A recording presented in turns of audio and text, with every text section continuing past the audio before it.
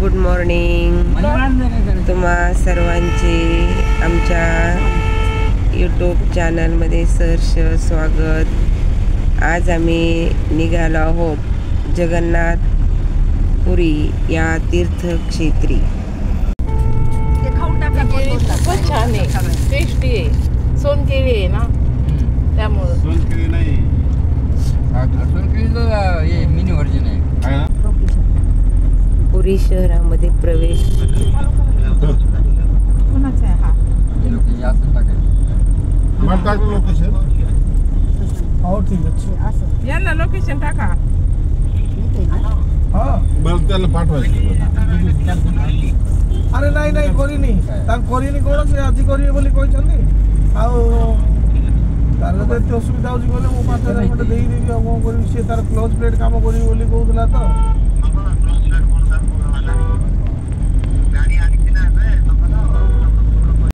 आम्ही आता हॉटेल पुष्पा या ठिकाणी आलेलो आहोत।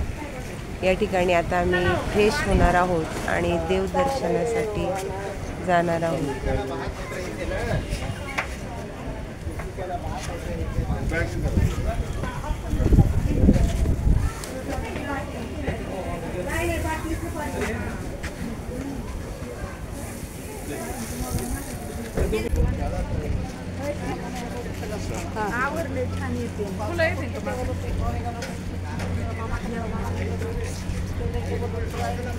चला तर आम्ही आता सर्व निघालोय पुरी दर्शनासाठी। जगन्नाथपुरी हे 4 धामांपैकी एक धाम आहे आणि खूप दिवसाची उत्कंठा होती की 4थं धाम आपलं कधी पूर्ण होईल आणि आज तो योग आलेला आहे।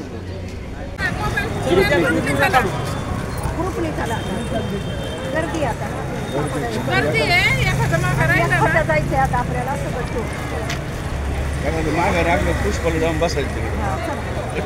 गार्डन आहे हॉटेलचं नाव काय आहे? पुष्पा पुष्पा पुष्पा।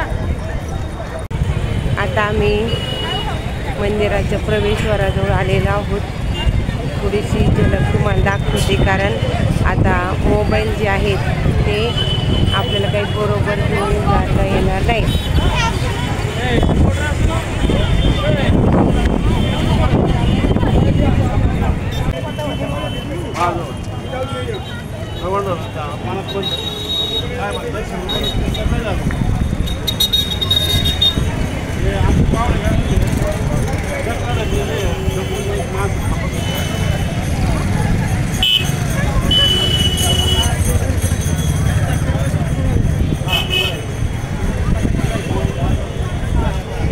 आता जगन्नाथपुरीचं दर्शन झालेलं आहे, तिथं प्रसाद वगैरे पण घेतला।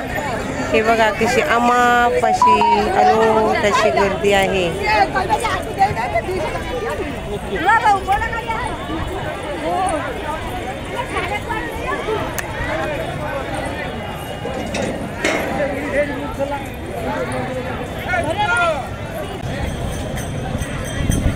दररोज जगन्नाथाच्या मंदिरावर जो कलश आहे त्या कलशावरचा झेंडा दररोज 4:30 ते 5 या दरम्यान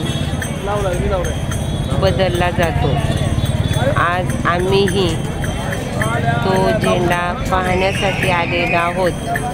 अशी आख्यायिका आहे, म्हणतात की तो झेंडा जो आहे तो विरुद्ध दिशेने फडकत असतो।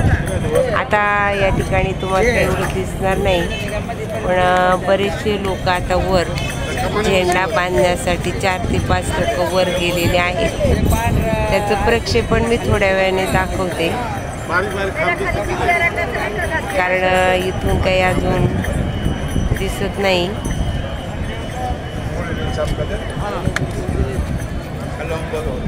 झेंडा दिसतोय का हा फडकताना? हा झेंडा आता बदलणार आहे, दररोज बदलतात।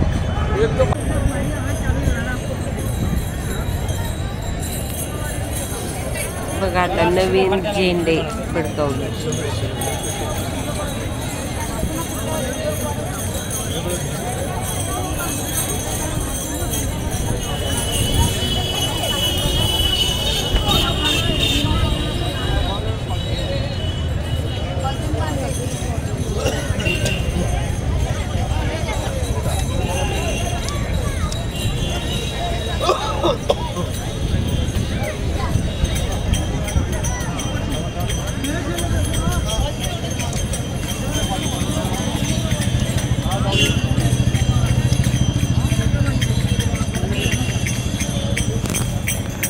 दिवसभर आता सर्वांनी छान असं एन्जॉय केलेले आहे. काही पर्यटन स्थळ, मंदिर, समुद्रकिनारा आता सर्वांना अगदी मनापासून भूका लागलेल्या आहेत. त्यामुळे बघा सर्वजण अगदी खाण्यामध्ये किती मस्त आहे.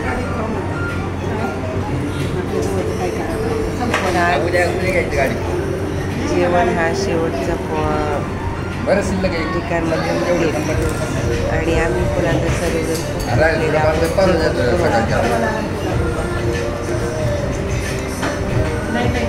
थांबणार आहोत. तर आमचा ब्लॉग पाहिल्याबद्दल व